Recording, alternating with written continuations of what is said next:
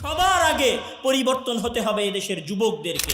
এদেশের যুবকেরা এখন পাবজি ফ্রি ফায়ার গেম নিয়ে ব্যস্ত। এদেশের যুবকেরা এখন খেল তামাশা নিয়ে ব্যস্ত। এদেশের যুবকেরা এখন গাঞ্জা টানায় ব্যস্ত। তুমি যাও তোমার এলাকার মাঠে, তুমি দেখো তোমার স্কুলের ছেলেগুলো সব এসা হয়েছে কিনা। গাঞ্জা নিয়ে চলে গেছে গমের ভুঁয়ে, গাঞ্জা নিয়ে চলে গেছে কুশরের জমিতে, ওখানে গিয়ে গাঞ্জা টানবে। এই সমাজের যুবকেরা যদি গাঞ্জা টানে, এই সমাজের যুবকেরা যদি মদ পান করে, তাহলে এই সমাজে কোনোদিন আশার আলো দেখা দিবে না। সবার আগে এই দেশের, এই সমাজের যুবকদেরকে পরিবর্তন হতে হবে। সম্মানিত উপস্থিতি, আজকে এই ইসলামী সম্মেলনে আমার আলোচনার বিষয়বস্তু হচ্ছে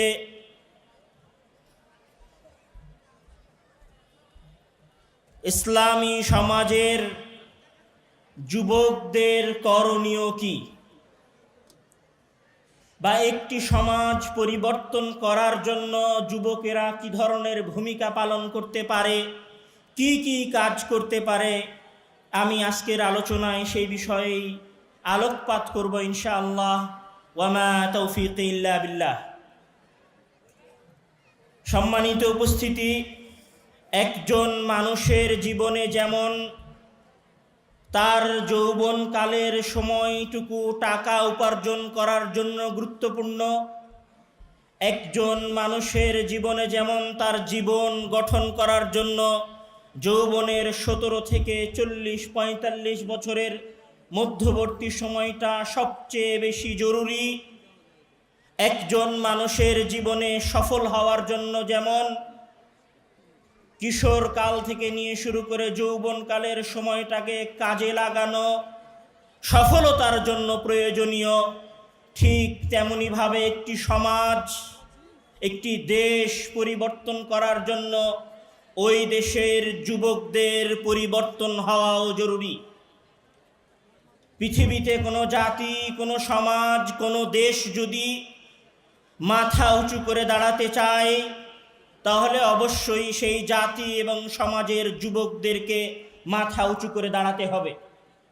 কোনো দিন যদি কোনো জাতি অর্থনীতিতে সমুন্নত হতে চায়, তাহলে সেই জাতির যুবকদেরকে অর্থনীতিতে মজবুত হতে হবে। পৃথিবীতে কোনো জাতি যদি কোনো দিন শিক্ষায় পৃথিবীর ওপরে শাসন ক্ষমতা প্রতিষ্ঠিত করতে চায়, তাহলে সেই সমাজের যুব সমাজকে শিক্ষিত হতে হবে। পৃথিবীতে কোনো জাতি যদি কোনো দিন কোনো সমাজের ওপরে নিজেদের আধিপত্য বিস্তার করতে চায়, তাহলে ওই যুব সমাজের মাথার মধ্যে আধিপত্যের চিন্তা চেতনা প্রবেশ করিয়ে দিতে হবে। ঠিক তেমনিভাবে কেউ যদি একটা যুব সমাজকে, একটা দেশকে, একটা দেশের অর্থনীতিকে, একটা দেশের সমাজ ব্যবস্থাকে, একটা দেশের সংস্কৃতি এবং কৃষ্টি কালচারকে পরিবর্তন করে দিতে চায়, তাহলে সেই সমাজের যুবকদের সংস্কৃতিকে পরিবর্তন করে দিতে হবে। কেউ যদি কোনো সমাজের শিক্ষা ব্যবস্থাকে ধ্বংস করে দিতে চায়, তাহলে সেই সমাজের যুবকদের শিক্ষা ব্যবস্থাকে ধ্বংস করে দিতে হবে। পৃথিবীর ইতিহাসে এটা প্রমাণিত যে যুগে যুগে যখন মুসলমানদের বিরুদ্ধে চক্রান্ত হয়েছে, যুগে যুগে যখন মুসলমানদের বিরুদ্ধে ষড়যন্ত্র হয়েছে, তখন সবার আগে বিধর্মীরা, ইসলামের শত্রুরা ইসলামের যুবকদেরকে ধ্বংস করার চেষ্টা করেছে। এবং বাংলাদেশেও আমরা তার প্রমাণ দেখেছি। এই যুব সমাজকে ধ্বংস করার জন্যই বাংলাদেশের শিক্ষা ব্যবস্থায় একসময় পরিবর্তন ঘটানো হয়েছিল। এমন কিছু বিষয় বাংলাদেশের শিক্ষা ব্যবস্থায় প্রবেশ করানো হয়েছিল যেটা বাংলাদেশের ইসলামী সমাজ মানে না। এই যুব সমাজের হাতে এমনভাবে মোবাইল, বেলেল্লাপনা, বেহায়াপনার সরঞ্জামাদি প্রচার করা হয়েছিল, হাতে হাতে উঠিয়ে দেওয়া হয়েছিল, যেন এই যুব সমাজ কোনোদিন শিক্ষা, অর্থনীতি, সমাজ ব্যবস্থা, সংস্কৃতি, কৃষ্টি কালচারে উঠে দাঁড়াতে না পারে। এই বিষয়টার দিকে খেয়াল রেখেই মহান আল্লাহ তাআলা এবং রাসূল সাল্লাল্লাহু আলাইহি ওয়াসাল্লাম যুবকদের প্রতি, যুব সমাজের প্রতি, কিশোরদের প্রতি সবচেয়ে বেশি গুরুত্ব আরোপ করেছেন।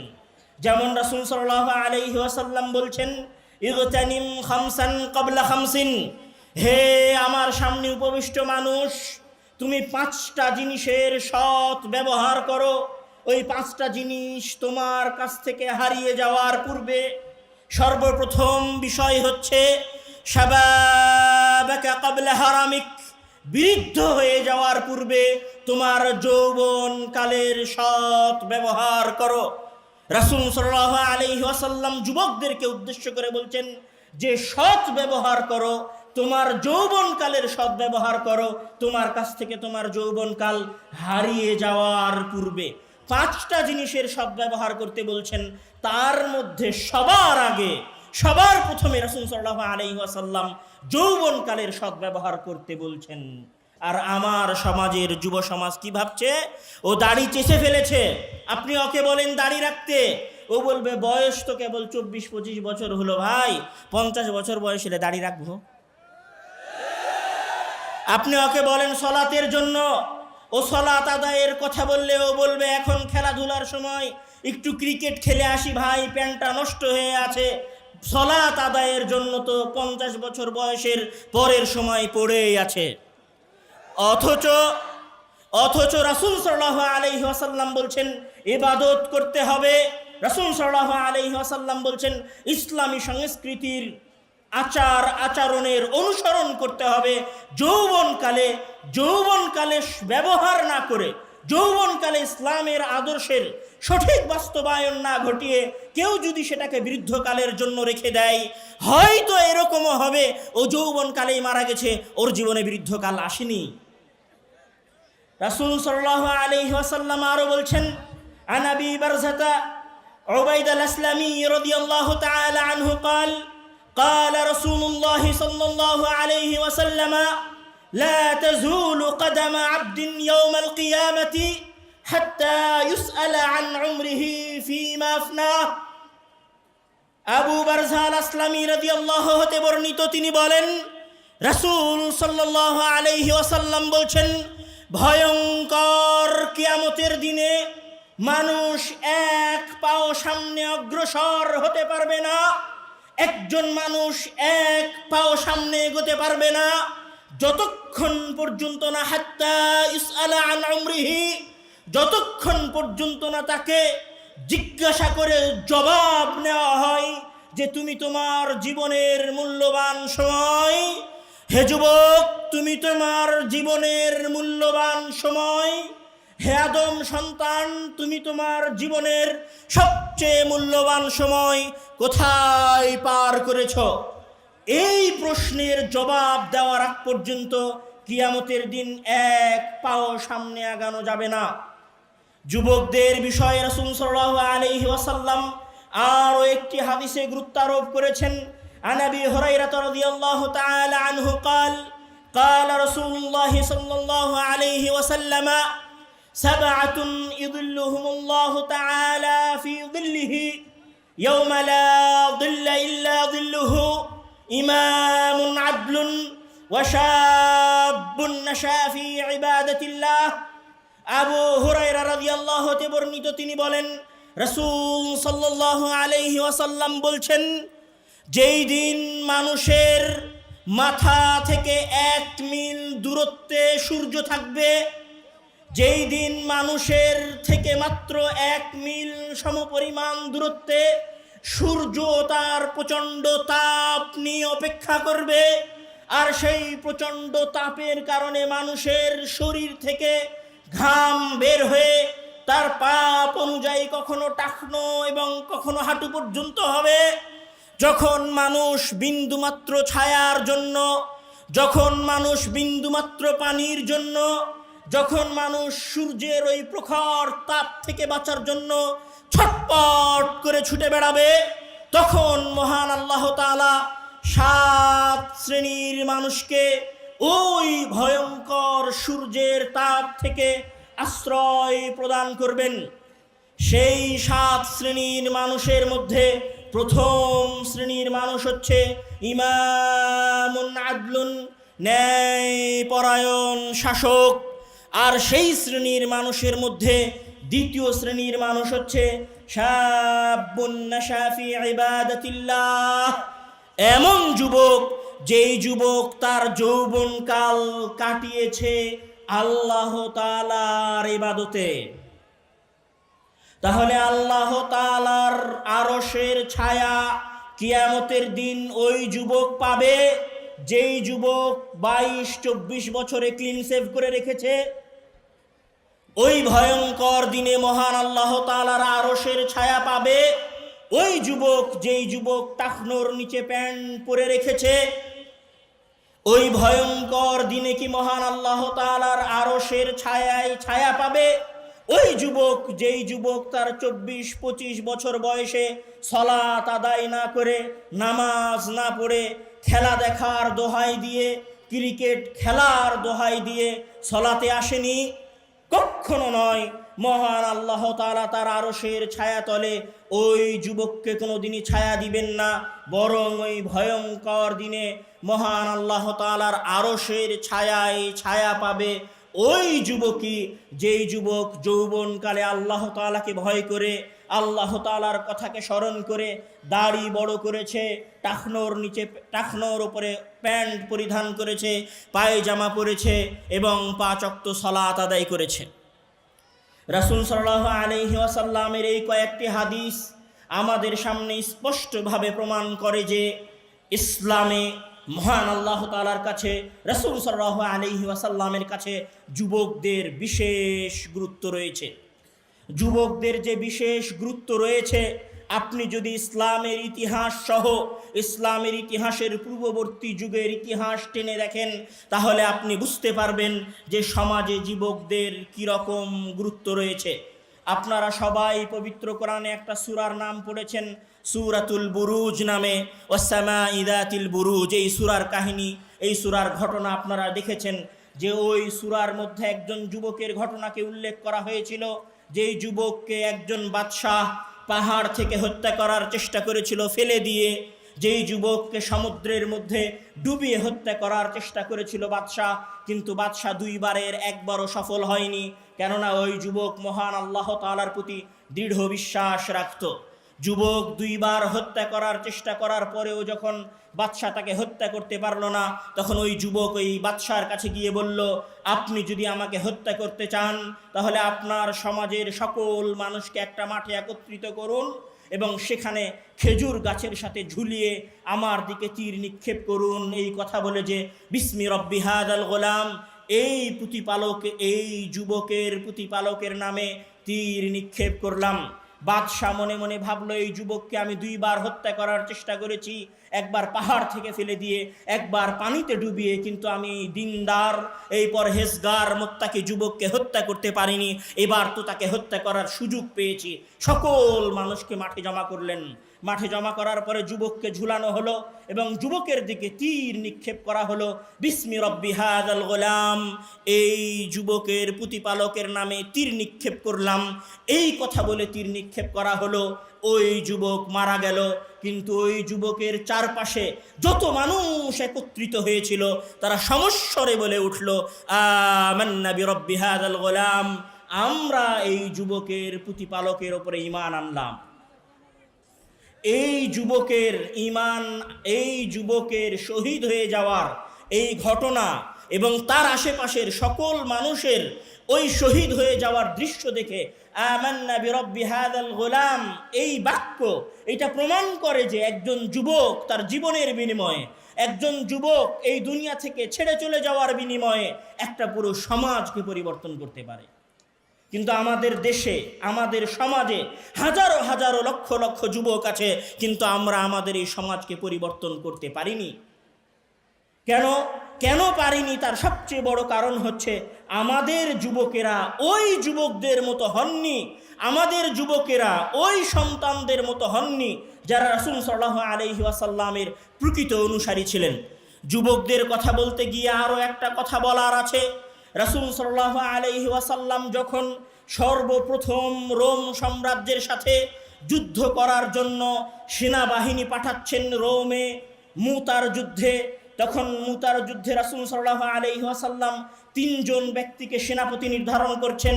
একজন হচ্ছেন যায়েদ ইবনে হারিসা, একজন হচ্ছেন জাফর ইবনে আবি তালিব এবং একজন হচ্ছে আব্দুল্লাহ ইবনে রাওয়াহা। মুতার প্রান্তরে মুসলমানদের সাথে রোমদের সবচেয়ে বড় যুদ্ধ হবে। রোমের সেনাবাহিনীতে আছে 2 লক্ষ সৈন্য আর মুসলমানদের সেনাবাহিনীতে আছে মাত্র 3000 সৈন্য। কোথায় 2000, কোথায় 2 লক্ষ, আর কোথায় মাত্র 3000? বিশাল এই যুদ্ধে রাসূল সাল্লাল্লাহু আলাইহি ওয়াসাল্লাম এই 3000 লোকের সাথে, এই 3000 সাহাবীর সাথে সেনাপতি হিসেবে পাঠাচ্ছেন 3 জন ব্যক্তিকে, যায়েদ ইবনে হারিসা, জাফর ইবনে আবি তালিব, আর একজন হচ্ছে আব্দুল্লাহ ইবনে রাওয়াহা। 3 জনের 3 জনই হচ্ছে যুবক। এই ভয়ঙ্কর যুদ্ধে রাসূল সাল্লাল্লাহু আলাইহি ওয়াসাল্লাম পাঠিয়ে দিলেন 3 জন যুবককে সাথে করে। রাসূল সাল্লাল্লাহু আলাইহি ওয়াসাল্লাম তার জীবদ্দশায় মৃত্যুর পূর্বে যখন শামের খ্রিস্টানদের সাথে, শামের বিধর্মীদের সাথে যুদ্ধের জন্য আবু বকর, ওমর রাদিয়াল্লাহু তাআলা আনহু সহ বড় বড় ব্যক্তিদেরকে যুদ্ধে পাঠাচ্ছেন, তখন সেই যুদ্ধেও রাসূল সাল্লাল্লাহু আলাইহি ওয়াসাল্লাম সেনাপতি হিসেবে পাঠাচ্ছেন ওসামা ইবনে যায়েদকে। ভয়ঙ্কর ভয়ঙ্কর 2টা যুদ্ধ, একটা হচ্ছে মুতার যুদ্ধ, আরেকটা হচ্ছে রাসূল সাল্লাল্লাহু আলাইহি ওয়াসাল্লামের মৃত্যুর সময় শামের অধিবাসীদের সাথে যুদ্ধ। সেই যুদ্ধেও রাসূল সাল্লাল্লাহু আলাইহি ওয়াসাল্লাম যুবক হিসেবে একজন সেনাপতিকে নির্বাচন করেছেন, যার নাম ওসামা ইবনে যায়েদ। ওসামা ইবনে যায়েদের বয়স হচ্ছে, যখন ওসামা ইবনে যায়েদ সেনাপতির পতাকা নিয়ে দাঁড়িয়ে আছে, তখন ওসামা ইবনে যায়েদের বয়স হচ্ছে মাত্র 18 বছর। আর ওসামা ইবনে যায়েদ যেই সেনাবাহিনীর নেতৃত্ব দিচ্ছে, সেই সেনাবাহিনীতে ওসামা ইবনে যায়েদের পেছনে দাঁড়িয়ে আছে আবু বকর, ওমর, আলীর মতো বড় বড় পণ্ডিত সাহাবায়ে কেরাম। কোথায় আবু বকর, ওমর, ওসমান, আলী, আর তাদের সামনে দাঁড়িয়ে আছে মাত্র একজন 18 বছরের যুবক।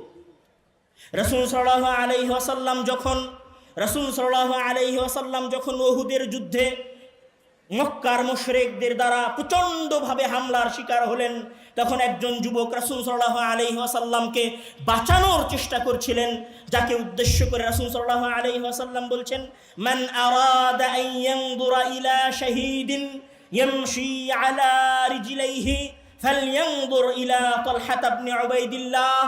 কেউ যদি তোমাদের মধ্যে এই যুগে একজন জীবন্ত শহীদ ব্যক্তিকে দেখতে চায়, তাহলে সে যেন তালহা ইবনে উবাইদুল্লাহর দেখে।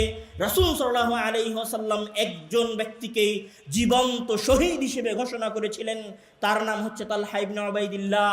যখন তালহা ইবনে উবাইদুল্লাহর বয়স ছিল মাত্র 31 বছর। সম্মানিত উপস্থিতি, যুবকদের আরও কয়েকটা ঘটনা বলে আমি আমার যুবকদেরকে উদ্বুদ্ধ করার চেষ্টা করব।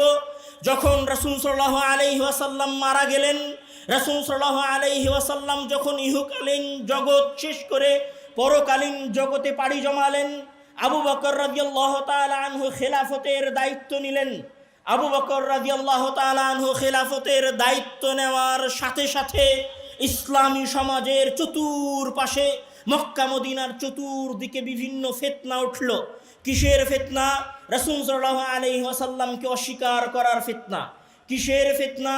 নতুন নবী দাবিদারদের ফিতনা। এই রকম ভয়ঙ্কর ফিতনার যুগে সাহাবায়ে কেরাম বিভিন্ন যুদ্ধে অংশগ্রহণ করতে থাকলেন। এই বিভিন্ন যুদ্ধে অংশগ্রহণ করার কারণে অসংখ্য সাহাবায়ে কেরাম মারা গেলেন, অসংখ্য হাফেজ সাহাবীরা মারা গেলেন। তখন আবু বকর এবং ওমর রাদিয়াল্লাহু তাআলা আনহু দুইজনে পরামর্শ করছেন যে, আচ্ছা, আমরা তো অনেক দিন ধরে যুদ্ধ করছি, এই ফিতনার বিরুদ্ধে আমাদের সকল হাফেজ সাহাবীরা তো মারা যাচ্ছে, কি করা যায়? কোরআন তো সংরক্ষণ করতে হবে। কোরআন সংরক্ষণ করা জরুরি হয়ে গেছে, কেননা হাফেজেরা সব মারা যাচ্ছে। এই কোরআন সংরক্ষণ করার দায়িত্ব যেই সাহাবীকে দেওয়া হয়েছিল, সেই সাহাবী যায়েদ বিন সাবিতকে কোরআন সংরক্ষণের মতো একটা গুরুত্বপূর্ণ জিম্মেদারি প্রদান করা হচ্ছে। সেই যায়েদ বিন সাবিতকে কোরআন সংরক্ষণের জিম্মেদারি প্রদান করা হচ্ছে, যেই যায়েদ বিন সাবিত ওমর রাদিয়াল্লাহু তাআলা আনহু, আলী, ওসমান সহ, আবু হুরায়রা, বেলাল সহ অসংখ্য সাহাবীর চেয়েও বয়সে অল্প এবং যুবক। সম্মানিত উপস্থিতি, ইসলামের ইতিহাসে যুবকদের আরও কিছু গুরুত্বপূর্ণ ভূমিকা রয়েছে।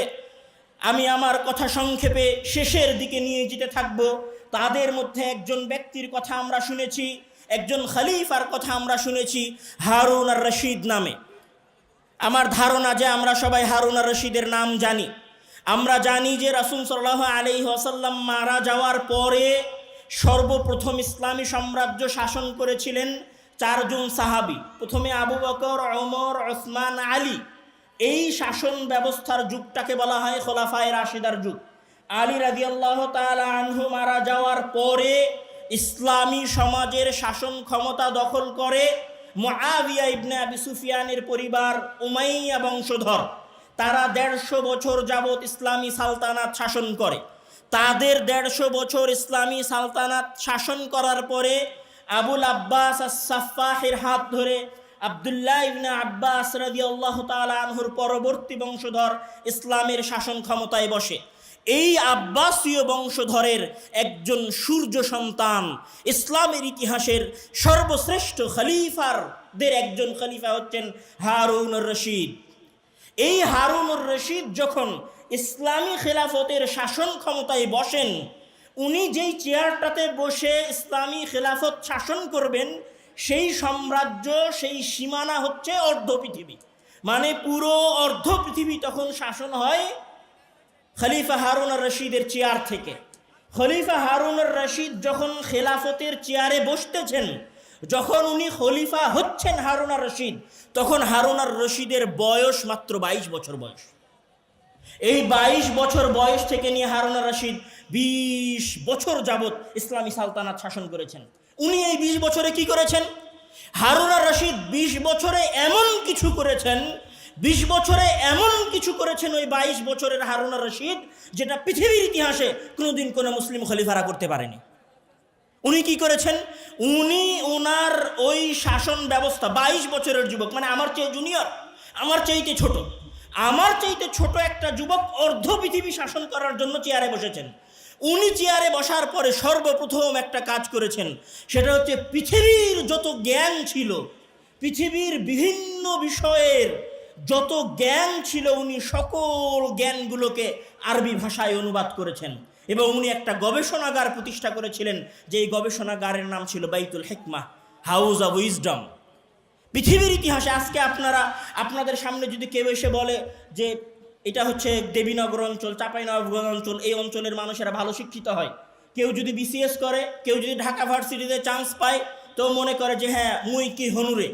ঢাকা ভার্সিটিতে চান্স পাওয়াটাকে আপনি যেমন মনে করেন মুই কি হনুরে, এইরকম হাজারটা ঢাকা ইউনিভার্সিটি যেই গবেষণাগারের নিচে পুঁতে যেতে পারে, সেই গবেষণাগারের নাম হচ্ছে বাইতুল হিকমাহ। এইরকম যে অক্সফোর্ড ইউনিভার্সিটির নাম দেখলে, অক্সফোর্ড ইউনিভার্সিটির নাম শুনলে আপনারা কাঁপেন, যে অক্সফোর্ড ইউনিভার্সিটিকে আপনারা জ্ঞানের সাগর মনে করেন, এই রকম শত অক্সফোর্ড ইউনিভার্সিটির জন্মদাতার নাম হচ্ছে হাউস অব উইজডম। এই হাউস অব উইজডমের যিনি প্রতিষ্ঠাতা, তিনি হচ্ছেন হারুনুর রশিদ। আমি মনে হয় এখনো বুঝাতে পারিনি হারুনুর রশিদের পরিচয়। হারুনুর রশিদের আরো 2টা পরিচয় বলি। পৃথিবীর ইতিহাসে সর্বপ্রথম রোবোটিক্স নিয়ে যে গবেষণা হয়েছিল, সেই গবেষণাটা হারুনুর রশিদের এই বাইতুল হিকমাহ গবেষণাগারে হয়েছিল। পৃথিবীর ইতিহাসে সর্বপ্রথম মহাকাশ গবেষণা সংস্থা এই বাইতুল হিকমাহ গবেষণাগারের আন্ডারেই প্রতিষ্ঠিত হয়েছিল মুমতাহানা নামে, বাগদাদ থেকে অনতি দূরে। এই হারুনুর রশিদ হচ্ছে ওই হারুনুর রশিদ, যেই হারুনুর রশিদ শাল দ্য গ্রেট নামে পারস্যের একজন বাদশার কাছে একটা ঘড়ি পাঠিয়েছিলেন। যেই ঘড়ি দেখে বাদশা বলেছিল, এটা কি শয়তানের বাক্স, এটা টিকটিক করে কেন? ওই হারুনুর রশিদের কথা আমি বলছি, যেই হারুনুর রশিদ তার শাসন ক্ষমতায়, তার চেয়ারে বসে পুরো অর্ধ পৃথিবী শাসন করেছিলেন, আর অক্সফোর্ড, কেমব্রিজ, হার্ভার্ডের চেয়ে উন্নত গবেষণাগার প্রতিষ্ঠা করেছিলেন 22 বছর বয়সে। এইরকম আরো একজন যুবকের নাম আপনাদেরকে আজকে পরিচয় করিয়ে দিয়ে যেতে চাই, যেই যুবকের নাম হচ্ছে আব্দুর রহমান আদ-দাখিল, আব্দুর রহমান বিন হিশাম বা আব্দুর রহমান আদ-দাখিল লিদিনিল্লাহ। আব্দুর রহমান আদ-দাখিল হচ্ছে 731 খ্রিস্টাব্দে জন্মগ্রহণ করেছিল। আব্দুর রহমান আদ-দাখিল উমাইয়া বংশের সন্তান।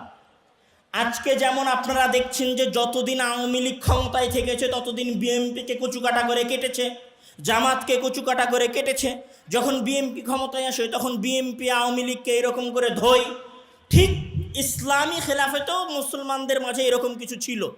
যখন উমাইয়া সালতানাতের পতন হলো, মানে উমাইয়া খেলাফতের পতন হলো, মুয়াবিয়া ইবনে আবি সুফিয়ানের বংশধরদের পতন হলো, তখন শাসন ক্ষমতায় আসলো আব্বাসীয়রা, আবুল আব্বাসের বংশধর, আব্দুল্লাহ ইবনে আব্বাসের বংশধর। এরা শাসন ক্ষমতায় আসার পরে কি করলো, এই যত উমাইয়া আছে এদেরকে ধর আর জবাই কর। সকল উমাইয়া বংশের একজন একজন করে যুবককে ধরে ধরে জবাই করে এই আবুল আব্বাস। পরবর্তীতে তার লকব হয়ে যায় সাফাহ, মানে রক্ত প্রবাহকারী। এত রক্ত প্রবাহ করেছে জ্বর, এত রক্ত প্রবাহিত করেছে, এত মানুষকেও হত্যা করেছে জ্বর, নামই হয়ে যায় আবুল আব্বাস আস-সাফাহ তথা আবুল আব্বাস রক্ত প্রবাহকারী। তো এই আবুল আব্বাস যখন ক্ষমতায় বসে আব্বাসীয় সালতানাতে, তখন ওই বলে সকল উমাইয়াদেরকে ধরো আর জবাই করো।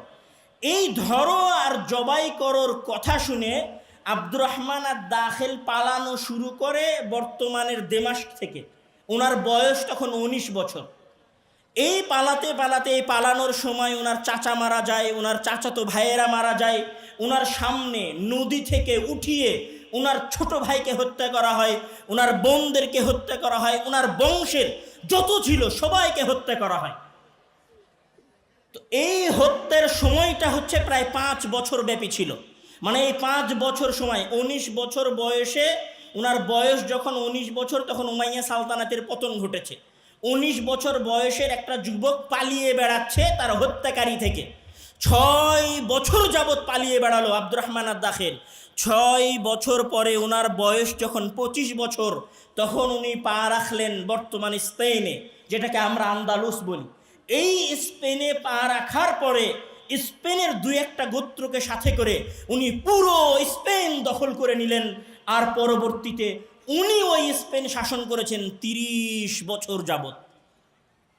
19 বছরে বাপ মা, ভাই বোন, সন্তান, পরিবার পরিজন, বাড়ি ঘর, আত্মীয় স্বজন, টাকা পয়সা, অর্থ সম্পত্তি, ভোগ বিলাস, রাজবাড়ি, রাজদরবার, রাজসিংহাসন, বিলাসী জীবনযাপন, সকল কিছু হারিয়ে ফেলেছেন মাত্র 19 বছর বয়সে। আমার সমাজের একটা 19 বছরের যুবককে দেখেন, ওর যদি বাপ মারা যায় তো ভিক্ষা করা শুরু করে। ওর যদি আত্মীয় স্বজন হারিয়ে যায়, বাপ মা না থাকে, দেখবেন যে এতিমখানার দরবারে, এতিমখানার দুয়ারে দুয়ারে ভিক্ষার কুটুরি নিয়ে ঘুরছে। আমাদের সমাজের একজন মানুষের যদি কোনো সহযোগী হারিয়ে যায়, মাথা পাগল হয়ে যায়। কিন্তু আব্দুর রহমান আদ-দাখিল পুরো পরিবারকে হারিয়ে ফেলেছেন, তার চারপাশে কেউ নয়। ওই রকম অসহায়ত্বের সময় উনি স্বপ্ন দেখছেন যে আমাকে স্পেনের শাসন ক্ষমতায় বসতেই হবে। ওই স্পেনের শাসন ক্ষমতায় উনি বসলেন 25 বছর বয়সে। 25 বছর বয়স থেকে নিয়ে 30 বছর যাবত উনি স্পেন শাসন করলেন।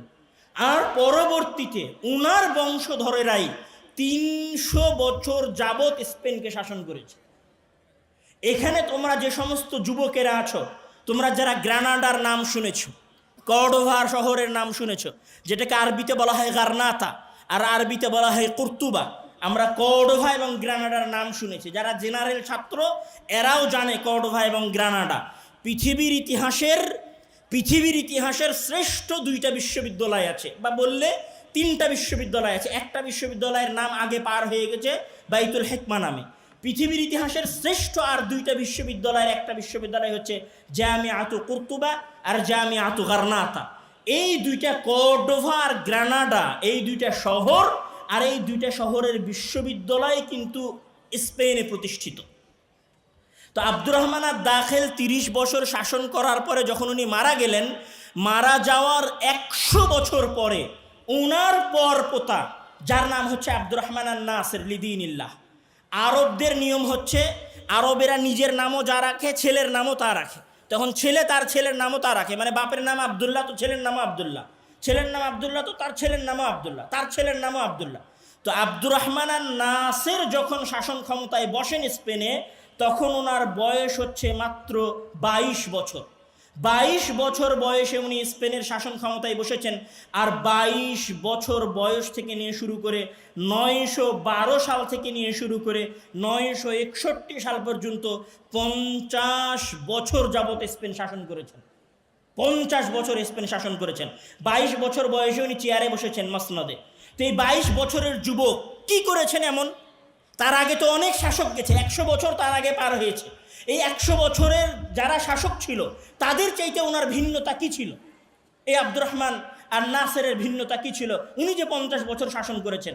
এই যে দুইটা ইউনিভার্সিটি বললাম, জামিয়া গারনাতা আর জামিয়া তোকর্তবা, এই দুইটা ইউনিভার্সিটির প্রতিষ্ঠাতা হচ্ছে আব্দুর রহমান আর নাসির লিদ্দিনিল্লাহ।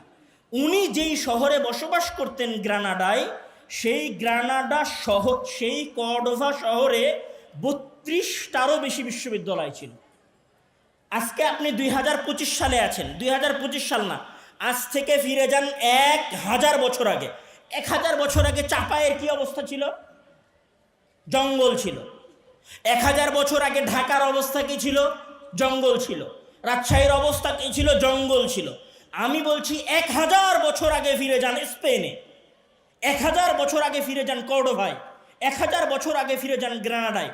আজ থেকে 1000 বছর আগে ওই কর্ডোভা, ওই গ্রানাডায় 32টারও বেশি বিশ্ববিদ্যালয় ছিল, আর 500রও অধিক সরকারি ফ্রি পড়াশোনা করার জন্য বিদ্যালয় ছিল, আর 70-এরও অধিক, 70টা। আমরা এই যে দেবীনগর মাদ্রাসা, এই দেবীনগর মাদ্রাসা একটা লাইব্রেরি বানাতে 10,000 মানুষের কাছে ভিক্ষা করা লাগে দেবীনগর মাদ্রাসাকে। আর ওই গ্রানাডা কর্ডোভা শহরে 70টারও বেশি লাইব্রেরি ছিল, একটা শহরে 70টার বেশি লাইব্রেরি ছিল। শুধু আব্দুর রহমান আর নাসিরের ব্যক্তিগত লাইব্রেরিতে 6 লক্ষ বই ছিল। আমি এই কথাগুলো কেন বলছি? আমি এই কথাগুলো এই জন্য বলছি যে ওনার এই 50 বছরের শাসন আমলে পৃথিবীর শ্রেষ্ঠ কিছু চিকিৎসা বিজ্ঞানী, পৃথিবীর শ্রেষ্ঠ কিছু জ্যোতির্বিদ্যা পারদর্শী মানুষেরা, গণিত বিদ্যার পারদর্শী মানুষেরা জন্মগ্রহণ করেছিল উনার এই শাসন আমলে। তাদের মধ্যে যেমন আমি যদি বলি যে হিসাব বিজ্ঞানের ওপর সর্বপ্রথম বই এই উনার যুগেই লেখা হয়েছিল। আমি যদি বলি যে সর্বপ্রথম কাচের আবিষ্কার যিনি করেছিলেন আব্বাস ইবনে ফিরনাস, উনি এই যুগেরই মানুষ ছিলেন। আমাদেরকে আজকে বলা হয় যে উড়োজাহাজের আবিষ্কারক হচ্ছে আমেরিকার কোনো 2 সন্তান। আমেরিকার উড়োজাহাজ আবিষ্কার করার 500-600 বছর পূর্বে আব্বাস ইবনে ফিরনাস কর্ডোভার মসজিদের মিনার থেকে 5 মিনিট যাবৎ উড়িয়ে মানুষকে দেখিয়ে দিয়েছিলেন যে মানুষও উঠতে পারে। আর উনি তখন আবিষ্কার করেছিলেন যে মানুষ কোনো জিনিসকে যদি উড়াতে হয় তাহলে সেই জিনিসের একটা লেজ লাগবে, এই জন্য আজকাল বিমানের লেজ থাকে, বিমানের পেছন অংশ উঁচা করা থাকে। আমি এই পুরো আলোচনায় যেটা বলতে চাচ্ছিলাম, পৃথিবীর ইতিহাসের সর্বশ্রেষ্ঠ সর্বোন্নত শাসন ব্যবস্থা যিনি প্রতিষ্ঠা করেছিলেন তিনি ছিলেন 22 বছরের যুবক আব্দুর রহমান আর নাসির লিদ্দিনিল্লাহ। রাসূল সাল্লাল্লাহু আলাইহি ওয়াসাল্লাম আজ থেকে 1000-1500 বছর পূর্বে একটা ভবিষ্যৎবাণী করেছিলেন। ওনার ভবিষ্যৎবাণী ছিল, রাসূল সাল্লাল্লাহু আলাইহি ওয়াসাল্লাম বলছেন যে লাতুফতাহান্নাল কুসতুনতুনিয়াতু ফালা নি'মাল আমিরু আমিরুহা ওয়ালা নি'মাল জাইশু জাইশুহা। আমাদের যেটা বর্তমান তুরস্ক, আমরা তুরস্ককে সবাই চিনি, এরদোগানের দেশ, এরদোগানরা সবাই চিনি।